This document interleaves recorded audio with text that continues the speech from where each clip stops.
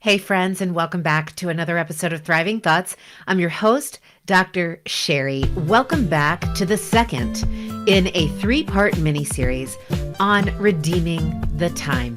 If you missed the first episode, go back and take a listen to the episode from last Friday.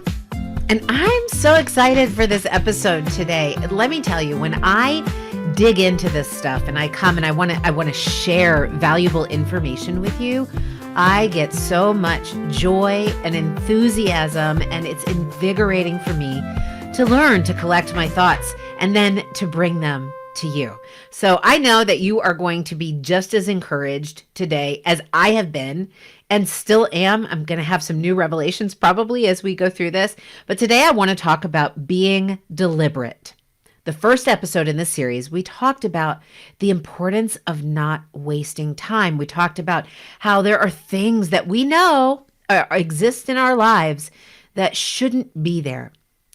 But this week, I want to switch your focus. I want to switch your focus to being deliberate about having something present in your life, being deliberate to redeem the time, not to get rid of the things that waste your time. No, not to focus there, but to focus on inviting a deliberate practice of redeeming the time. And so today I want to share with you 5 practical daily lessons, tips that you can implement right now to start being more deliberate. And as you become deliberate, you become less wasteful. In other words, you start to redeem the time. You start to buy back some of the time that you have allowed to be stolen so that you can have that ultimate fulfillment and purpose that we're going to talk about bigger picture stuff in the third and final part of this mini series on redeeming the time. Number 1, I want to talk about eating. How many times have you said to yourself, I don't have time to eat right. Oh, I'll just grab something on the fly. I'll run into 7-Eleven or Circle K or Sheetz, whatever's nearby you, and I'll grab something. We spend a lot of energy wasting time. And what happens when we aren't deliberate about what we're eating? Well, probably going to spend more money because we're going to buy things of convenience, and convenience has an increased cost to it. We're also likely to make less healthy choices for ourselves. Oh, I'll just hit the drive-thru. Oh, I'll just grab this frozen pizza. What will happen in your life if you decided to be more deliberate about what you eat? I bet you would plan more. I bet you would dedicate more time to preparing more. I bet you would have a broader, richer food experience because you'd be thinking about what you can make, planning ahead, maybe menu planning. And deliberate people, they don't go to the grocery store hungry. You know why? Because when you go to the grocery store hungry, I know, our brains, our minds are drawn to things that are going to give us that instant gratification, the simple carbs, the chips, the sugars, the treats, the snacks. We're going to put all of these unhealthy things in our cart just because we want them right now. 9 times out of 10, you're going to break open one of those treats or goodies on the drive home and start to shove them in your face, eating less healthy than you would normally if you were deliberate, if you planned. So what does that look like for you? Do you need to make a grocery list? You can put it in your phone. You don't even have to write it on traditional paper. There are even grocery apps. Do you need to be deliberate when you use the last of the mustard to write mustard on the list? Do you need to be deliberate to carve out time to prepare an evening meal? Even if it's not every night of the week, how about starting with 2 nights of the week? How can you be more deliberate? What types of foods should you be deliberate about bringing into your home? And what types of foods should you be deliberate about not bringing into your home? Making it a little extra hard for you to get that Krispy Kreme donut, for example. Instead of buying it from the grocery store and having it readily available, say, well, if I want a Krispy Kreme donut, I'm going to have to drive to the Krispy Kreme to get one. When we aren't deliberate and we lie to ourselves that we're just going to grab something on the go, that we don't have time to eat healthy or that we don't have the money to eat healthy, when we lie to ourselves with that, we admit to being thoughtless.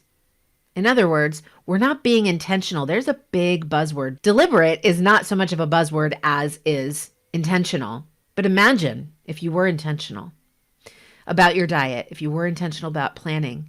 You see, deliberate people, I believe, in this area are healthier and they're richer. Why? Because they're thoughtful. They plan ahead. They make more deliberate and therefore wiser food choices. So they're naturally going to be healthier and they're going to save money because they're not going to give in to the lie of convenience. Number 2, let's talk about the mail. You know, snail mail. Did any of you guys get Christmas cards like at the end of January? It was really fascinating with the mail this year with all of the shutdowns and the mail taking longer to get here. I'm very grateful to our mail carriers. I'm sure they had so much to handle during this pandemic, but I am digressing completely away from the point. Why does it matter that you're deliberate with your mail? Well, if you're anything like me, I am a procrastinator and avoider. Well, admittedly, I have been in the past until I began to practice the act of being deliberate in multiple areas of my life, including the mail. My sister-in-law once told me years ago about a practice that she employed to be deliberate, although she didn't define it as such. To be deliberate with the mail, she had a one-touch policy. So she would get the mail. She would go through it in one sitting. If it was trash, it went in the trash. If it was a bill, it was paid right then and there on the spot. And if it was something that needed to be filed, it was filed. Now, I don't know if she still practices that or not, but do you see how being intentional about the mail prevents chaos, permits peace, invites us into structure and order? Are you that person who has a stack of mail with bills and junk mail and you know, it's probably someplace near your entryway or maybe even in your kitchen where it all goes and you say, I'll deal with it later. Friends, that's not being deliberate. That's being thoughtless. That's being unmindful. This is a simple thing for you to do. Change how you approach your mail. Have a place for everything. Make a plan for everything that you're going to get. And if you get a card in the mail or you get a gift in the mail and you need to write a thank you note, then maybe you have a thank you note space where that card goes. So that when it comes time to write your thank you note, you can get that done right away. Everything is organized. People who are deliberate with even their mail, they don't procrastinate and they don't avoid. And they don't get stuck with late charges because they forgot about something. Number 3. Driving. This is a huge one. You know, there's this whole new thing, driving while distracted. Our phones actually can set us up for success. By the way, did you know, if you have an iPhone at least, I'm sure an Android has some function similar to this, but if you have an iPhone, you can put on Do Not Disturb so that when you are driving, you don't get notifications. It's a feature that allows you to be deliberate with your driving. How many times have you given into the lie that you're just so busy that you have to multitask that, oh, I'll do that while I'm driving to here, from here. I'll just check my social media really quick. Oh, I could probably reply while I'm at the stoplight or while I'm driving if I don't take my eyes off the road for too long. I'm guilty of it. But imagine how much more peace and enjoyment we could have if we were deliberate about driving. Sure, we could turn on a podcast in the background, maybe listen to some of our favorite tunes, listen to the news, but keeping your eyes on the road, that's not just good for you, it's good for everybody. You are worth that. You are worth being deliberate about driving. You are worth not forgetting how you got from one place to the other because you were too frenetic dealing with your phone, dealing with a crisis at work, dealing with a crisis at home. Friends, it can wait. Be deliberate and change the belief that being in the car driving is an opportunity for you to accomplish tasks. The only task there for you to accomplish is to drive. So when it comes to driving, deliberate people aren't frenetic. they're focused. Number 4, connecting. Yep, connecting with other people, developing relationships. I bet you are intimately familiar with these two phrases. Hey, I've been meaning to call you, or yeah, we should get together. What about being deliberate in your connections? So if you're replying to somebody's comment on Facebook or Instagram and they say, hey, yeah, we should get together, plan it right then and there. Be deliberate. In other words, mean what you say. Act like what you just said is true. So many times we just give others lip service and give ourselves a pass at following through. And friends, when we aren't deliberate with connecting, our relationships suffer. People who are deliberate with their connections are more selective and they have deeper, more meaningful relationships. How does deliberateness in connection lead to being more selective? Well, because you're less likely to dump that phrase out there for everyone. Yeah, hey, I'd love to get together. Would you really? Do you really want to get together with that person? And it's not that maybe you don't like them, but each of us only has 24 hours in a day, 168 hours in a week. We've got to prioritize. So being deliberate asks you, who do I want to connect with this week? What do I need to do to make that happen? And it makes you selective. Then when you're selective, guess what? You guessed it, your circle grows smaller, not bigger. You see, your network doesn't have to be big. Your group of friends, your social network doesn't have to be large for it to fulfill that need for connection. In fact, the larger your circle is, the less meaningful it is, because the more distant everybody is, the less of you have to pass around. Make that circle smaller. Be deliberate. Be selective. And then once you're selective, you can devote time. You can prioritize those relationships instead of dismissing them. You need that for your peace of mind, but so do the other people in your life. They need to know what to expect from you. And sometimes when we lie and give ourselves a pass and say, well, maybe I'll try to call you, right? I'll try to call you. You guys know what a pet peeve that is of mine.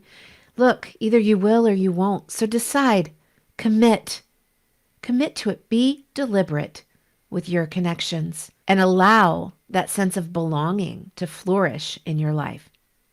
Finally, number 5, your thinking.